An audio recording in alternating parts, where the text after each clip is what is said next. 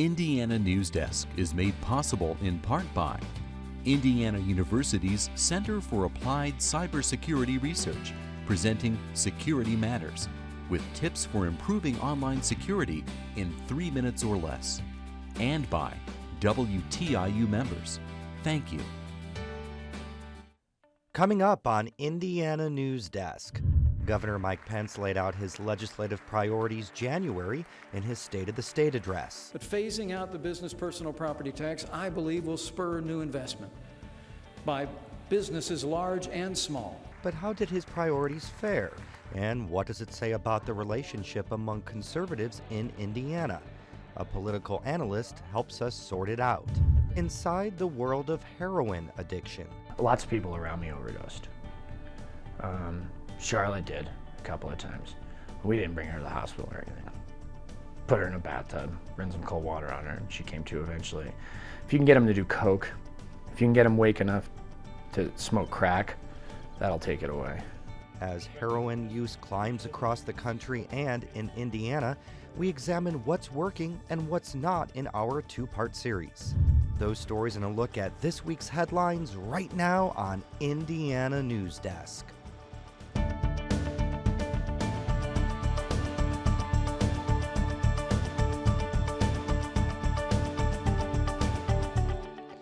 Hello, I'm Joe Wren, and welcome to Indiana Newsdesk.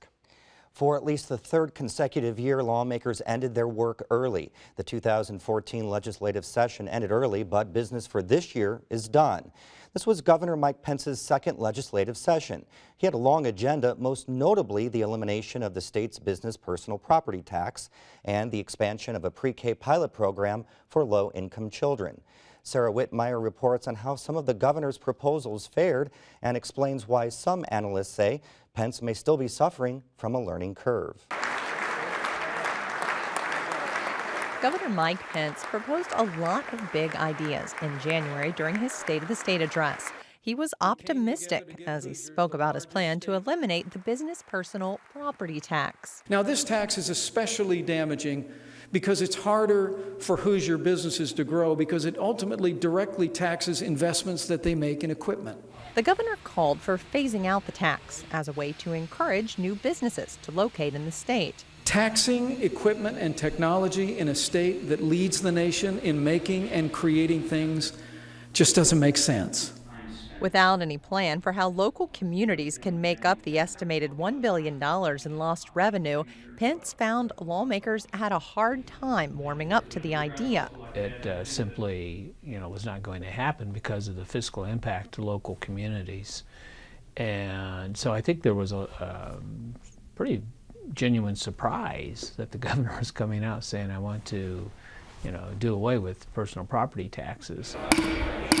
The governor was forced to compromise. The final version leaves the tax almost entirely in the hands of local governments, who can choose to eliminate the tax on new equipment purchases.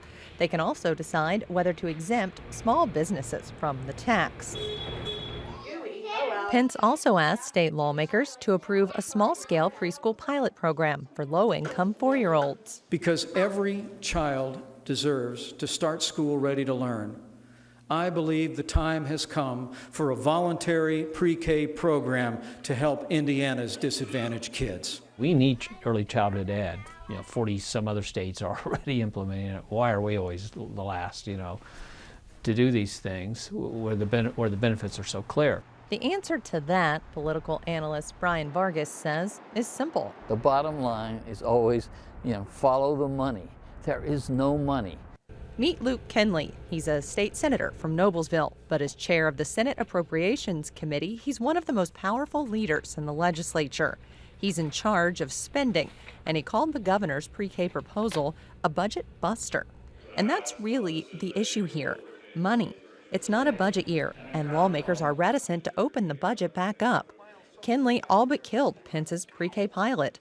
But then in the waning days of the session, lawmakers created a funding mechanism that allowed them to fund the pilot with existing money from the Family and Social Services Administration and from private sources. Pence posted a video to his YouTube channel praising legislators for their work. Last year, we expanded opportunities for low-income kids to attend the school of their choice. And this year, for the first time ever, Indiana has funded pre-K education so low-income kids can start school ready to learn. I pray that I won't lose friends and family over this. The 2014 legislative session will largely be remembered for the outcome of one measure, HJR 3. It was a social issue. Pence called on legislators to resolve it this year, once and for all.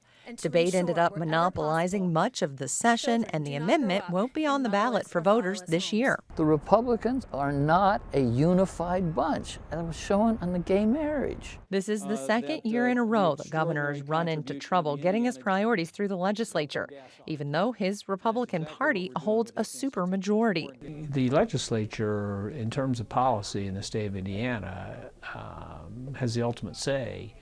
And just because the governor says, I want this, that doesn't mean it's going to happen. Last year, for example, the governor insisted on a 10% income tax cut. He ended up having to settle on 5%, phased in over 3 years. To give the governor a little bit of the benefit of the doubt, he is someone who did not serve in the state legislature, had always been in Washington, and things are done differently here than in Washington. So I know there's a learning curve, and he's well into the second year, so you would think that would be something that he had achieved by now. Governor Mike Pence hosted a press conference this morning to discuss the 2014 legislative session with reporters. Sarah Whitmire joins me now to talk about how Pence rated his own success. Ultimately, Pence got a little bit of everything, but yet he didn't really get everything, did he? Right, he got pieces of everything he wanted, I think. But he's declaring victory. This morning at his press conference, he said this was a great legislative session, one that showed a lot of progress for Hoosiers. He praised lawmakers for their ability to work together, work across the chambers to get measures passed.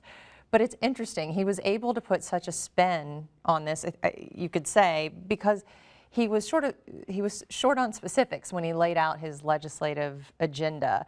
Because he painted in such broad strokes, it was easy for him to say, yes, we got pre-K, even though you didn't exactly get the full proposal that he came out with. And yes, we got business personal property tax reform, although it wasn't the elimination that he had called for. So let's talk a little bit about pre-K a little bit more, because that was dead, but then it was revived. What happened? Yeah, it's so interesting. We're learning more about it today, but you know, after it was basically assigned to a summer study committee, we assumed that it wasn't going to go anywhere. Then Senator Long actually went to Luke Kenley and said, let's get creative. Let's think of a way that we can fund this pre-K pilot and come back with something. So that's when they put their heads together and they came up with this idea that they would basically put the ball in the governor's court and say, you need to come up with the money. You can take some money from FSSA, and then you can take some money from donations and contributions to have your pre-K program. And then the business personal property tax, every mayor we've talked to in the Ask the Mayor segment was just dreading this. What happened? Yeah, so the way it was passed, it gave the ability back to the local communities to decide what to do. And Pence this morning in his press conference says that's a huge victory because it gives local communities the ability to compete, not against each other, but if they know a business is going to come to Indiana, this way they can give them more options of places they can go. Okay, thanks, Sarah. Thank you. Appreciate it. And there are several other measures that we've been following as they've made their way through the legislature. We now know what's happening to most of them, although the governor still has the option of vetoing any bills that come to his desk. Here's a quick look at some of the key issues. That we need to be collecting data in a way. Legislators have been working to overhaul the state's criminal code for the past 2 years, and the issue isn't over. This year's bill makes some additional changes to drug crime penalties, but prosecutors say more resources still need to be allocated to community corrections programs if the state wants to reduce the number of repeat offenders. A bill making its way to the governor allows parents to have guns on school grounds. It's not without restrictions, though. A gun is only allowed if it is kept in the parking lot, it is in a locked car, and it's out of sight. Environmentalists are up in arms about a bill that at least temporarily eliminates a program that encourages utility companies to offer energy efficiency options. It also prevents the state from holding energy companies to energy savings goals. Supporters say the state needs time to study the program called Energizing Indiana and see whether it's effective. Opponents are calling on the governor to veto the bill. A bill that would mandate comprehensive safety training, including concussion awareness training, for high school and youth football coaches is almost certain to get the governor's approval. The measure had broad support in the legislature. Doctors are calling it a good first step that should be expanded to other sports. Indiana could soon legalize hemp, a cousin to marijuana that's not hallucinogenic. The legislature passed a bill that allows hemp production pending federal approval, and the federal government recently relaxed its rules on the plant, saying universities and state departments of agriculture could start growing it for research purposes. Some lawmakers are worried law enforcement might use drone and surveillance technology to overstep their boundaries. A bill on its way to the governor requires police to get a warrant before using tracking devices, hidden cameras, or drones. A measure that would have put a moratorium on building new nursing homes in the state did not get enough support to pass. The bill's proponents said it would have encouraged the elderly to stay in their own homes longer, but opponents argued it was an infringement on businesses and the free market. And children under the age of 16 will no longer be allowed to go to tanning salons. Here are the new standards. If you're under 16, you can't use tanning salons. If you're between 16 and 18, you must get parental permission. And if you're over 18, there are no restrictions. There are many other issues that were discussed this year, from legislation that extends benefits for veterans to new rules on mopeds. You can find more on our website at WTIUnews.org. Coming up next on Indiana Newsdesk, we'll look at this week's top stories, including a new court ruling in the case of the State Fair stage collapse and changes being made to Indiana's social studies curriculum. And we talk to a world-famous harmonica player about his struggle with heroin and how it cost him everything. Those stories and Hoosiers bidding on a Civil War gun right here on Indiana Newsdesk. The fact that PBS is the most trusted media outlet in the country means a great deal to me. We live now in the most multicultural, multiracial, multi-ethnic America ever. There are a lot of voices in this country that need to be heard. I think that my job is to help Americans re-examine the assumptions that they hold, to expand their inventory of ideas, and hopefully to introduce Americans to each other. And we take that challenge seriously every day.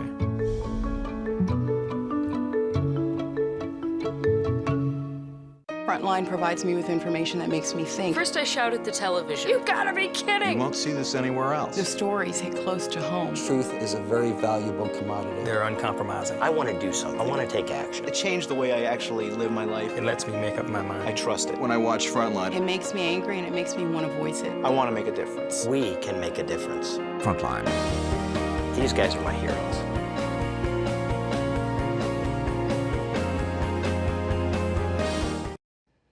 Welcome back to Indiana Newsdesk. I'm Joe Wren.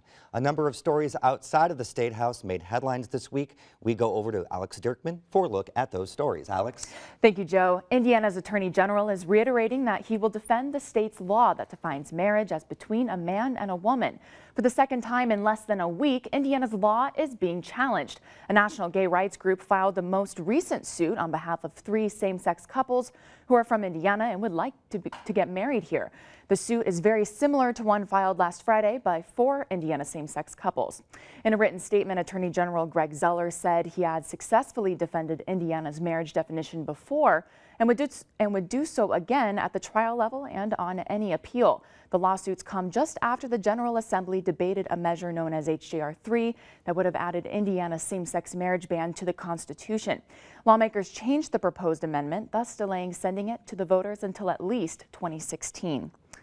Bloomington's mayor says there is an exhaustive investigation underway to determine how hundreds of thousands of dollars was embezzled from the city, allegedly by a city employee. Former City of Bloomington senior project manager Justin Wyckoff is being charged with 24 counts of embezzlement and 1 count of conspiracy. Officials allege that Wyckoff authorized invoices for road work that had not been done or previously completed by a different company. His co-conspirators, who owned a construction company, reportedly sent false invoices to the city for repayment and then made cash payments to Wyckoff as kickbacks for his approval. While fortunately violations of the public's trust are rare in the state of Indiana, the FBI still ranks these violations as our highest criminal priority and will continue to dedicate significant resources to ensuring that Indiana citizens fully enjoy those rights and protections that make our communities great places to live, work, and raise families. There is no acceptable level of corruption or the abuse of power here in Bloomington or anywhere else in the state. While the investigation is continuing, Mayor Mark Cruzan said the city plans to work to recoup any money that might have been stolen. Cruzan says the city has hired outside counsel to review all city accounts, policies, and procedures. The former Hostess Bakery in Columbus is for sale again. Flower Foods bought the Dolly Madison Bakery last year as part of an acquisition deal with Hostess after Hostess declared bankruptcy. The company analyzed the property and has decided to list it for $2.75 million. A condition of the sale is that it doesn't go to a competitor, which means it will not be reused as a bakery. The state does not have any legal obligation to defend the company that provided the stage equipment that collapsed 3 years ago at the state fair. 7 people were killed and dozens were injured when wind gusts caused the rigging to fall. Mid-America Sound Corporation claimed that since the state contracted them to build the stage, the state should assume the liability and legal defense costs. A judge ruled this week that a private company cannot shift its legal expenses to the state. Public transportation ridership is up across the country, and while Indiana is in line with that trend, it's not increasing as fast as in other parts of the U.S. According to the Indiana Department of Transportation's most recent public transit report, 1% of people over age 16 use public transportation to get to work in Indiana, compared to the national average of 5.2%. Cities such as Bloomington and Indianapolis do have higher ridership than the state average. Bloomington's rate is 1.6% and Indianapolis is 2.7%. The I-STEP assessment is underway for many school districts, with no one knowing exactly how the results will be used by the time they are available this fall. The I-STEP window began last week, but many school districts waited until this week to begin the standardized test due to so many days being missed because of heavy snow this winter. There will be written tests given to students this month, with the online portion starting in April. Indiana should have new education standards by the end of next month. Public comment on the draft standards ended Wednesday. At their meeting this week, state board members approved the social studies standard. The General Assembly voted last year to pause Indiana's participation in the Common Core standards, which 45 other states have adopted. Some conservatives worried the standards were too closely tied with the federal government, even though the U.S. Department of Education never endorsed them. The board is writing new standards as part of that legislative mandate. And Terre Haute Mayor Duke Bennett says a major downtown construction project that combines residential and commercial space is on track to be completed on time. Demolition is currently underway on the remaining buildings located between 5th and 6th Streets on Wabash Avenue downtown. Indiana State University is partnering with a private developer on the project. There's an ISU subsidy to that, so it's ISU-related housing. They're leasing that for their students, but it'll be much more upscale. It'll be downtown. It kind of brings the students to live downtown. That's the really neat part about this. In recent years, ISU has decreased the amount of student housing available on campus. Bennett says that is helping drive interest in the new building. Construction is set to be completed in July of 2015. And Joe, Bennett says other developers are now expressing their interest to build in downtown. I was there with Mayor Bennett. He has much more to say. The full interview is on our website, WTIUnews.org. Yes. Thanks, Alex. Thank you. Heroin is one of the deadliest and most addictive drugs on the streets. In Indiana, it's also one of the easiest to get. Once mostly isolated to the inner city, heroin's worming its way into suburban and rural parts of the state. As Simon Thompson reports in this first of a two-part series, addiction happens quickly, and for users, getting clean and staying clean can be a lifelong battle. Blues musician Jason Ritchie was 11 and a half years sober with the world at his feet. A record deal, a touring schedule that took him around the globe, and a slew of awards. I have a 2010 BMA award. That's a Blues Music Award. It's a division of the Grammys for the best harmonica player of the year that year. I have records in stores. I have everything. Living in New Orleans and playing in bands exposed Ritchie to a subculture where drug experimentation and recreational use was customary. I met a girl. She was a junkie. It was pretty much my job to make sure that she could get the drug so that she didn't have to sell her body. Despite more than a decade of restraint, Richie eventually fell victim to his environment. There were so many other musicians that were doing it. We had dope dropped off on the gigs. Sometime I wasn't the only one. Within 6 months, recreational use spiraled into a full-blown daily addiction. Sometimes he'd black out and lose track of days. Eventually, he became completely incapable of touring. But it wasn't until his girlfriend at the time got arrested for heroin possession and prostitution that Richie decided to get clean. Richie knew he wasn't going to be able to do it in New Orleans, so he came to stay with some friends in Indiana while he waited to get into a treatment program. They were the only ones that would take me. Then you said, I need to get off this thing. Yeah, come to our house. We live in Brown County, just way out in the country, and there's no way you'll ever find dope here. But eventually, he did. And the burglary he performed to get the money landed him 6 months in prison with a Class C felony.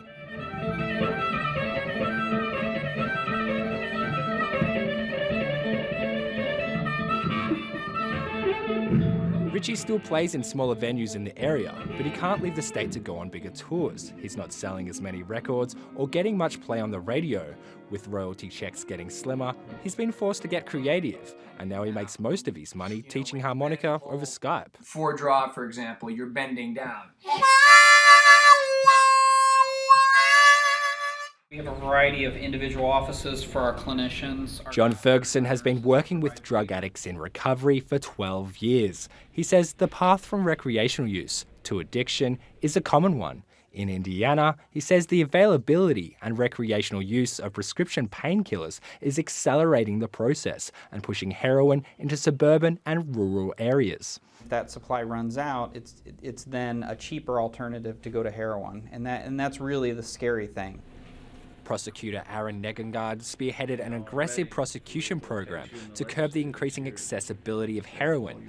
Dealers in Dearborn County can be charged with reckless homicide if they're found to have sold drugs to an addict who overdoses and dies. We've had big-time dealers say, I'm not coming to Indiana to deliver drugs because of the penalties here and the prosecution. So that's good. While this approach has helped to funnel users into treatment programs, Negengard acknowledges that the higher penalties don't do much to curb the demand for heroin. Ultimately, he says users will travel to other counties or cross state lines to buy it. I was willing to sell myself for dope. Absolutely. Would rather have done it myself than let her do it. Wow. Is there any kind of extremes you had to go to get that dope for her or yourself? Oh yeah, you name it. Yeah. Lie, cheat, steal, prostitution, the whole nine.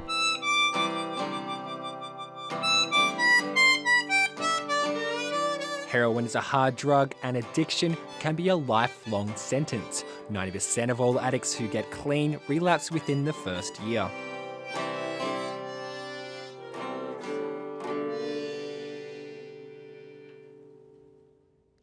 Coming up next week, our two-part series on heroin addiction continues. As demand for heroin increases, dealers are willing to do anything to make it stretch and to make it more potent. Heroin is mixed with everything from prescription painkillers to powdered milk. Most of us that have been using a while choose to inject. Yeah. The danger in doing that is nobody tests dope first. They don't say, okay, well, let me do a little bit and see how strong it is. Never met anybody, ever, who does that. It's amazing that there's not more deaths. Heroin in Indiana can range from 10 to 70% purity. When addicts switch dealers, they make assumptions about the potency, and that's when they can overdose and die. On next week's show, why the battle against heroin is much more complicated than just shutting down dealers. As we speak, Hoosiers are bidding on a Civil War gun that's up for sale. The rifle is expected to go for tens of thousands of dollars, and as Gretchen Frazee reports, it has a mysterious connection to the state. Auctioneer Darren Lawson handles rare guns on a regular basis, but he says the Morse carbine rifle is unique. It was used exclusively by the South Carolina militia during the Civil War, but only 1,000 were made because of a defect. One of the recalls on the gun was that if you turned the gun over the wrong way, the shell would fall out. So it wasn't terribly reliable from the initial engineering. The gun also has Bloomington, Indiana etched into the side, along with Robert and an indistinguishable last name. Right now, nobody knows what those etchings mean or whether it was used in any battles. Those uncertainties do cut down on the gun's historical significance. But it's still rare, making it attractive to collectors. The rifle is expected to sell for between $12,000 and $17,000. Wow, isn't that interesting? That's pretty cool. Fascinating. Hey, a quick update from last week. The DePaul the Tigers that we talked about, they won last weekend. Both of their teams in the NCAA tournament, defending national champions, and will play 2 games this week, and of course, if they win. Well, we have to talk about basketball. It's March. But also with March comes spring, so hopefully we'll see some warmer temperatures. I hope so. That's the end of this program, but our work continues online as we cover the news in southern Indiana throughout the week at WTIUnews.org. Have a great weekend.